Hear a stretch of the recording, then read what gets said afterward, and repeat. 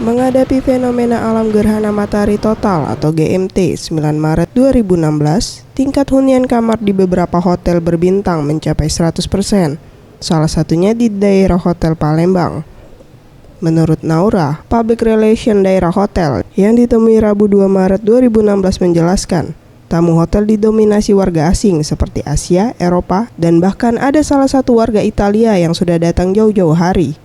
Pihaknya juga akan menyiapkan di lantai 9 jika ada tamu hotel yang akan menyaksikan fenomena GMT di hotel. Udah full, mungkin hampir seluruh hotel di Palembang itu sudah penuh dan antusias dari nggak hanya masyarakat dari Indonesia atau masyarakat Sumsel, akan tetapi warga dunia, masyarakat internasional dari berbagai ASEAN, ada juga yang dari Eropa. Bahkan kita sudah ada tamu yang sudah long stay sebelum gerhana matahari total karena mereka takut kehabisan kamar seperti itu. Kita ada dari Italia salah satunya seperti itu.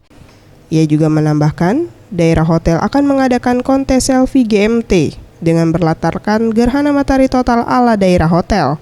Hal ini dilakukan untuk mendukung dan memeriahkan kegiatan fenomena GMT.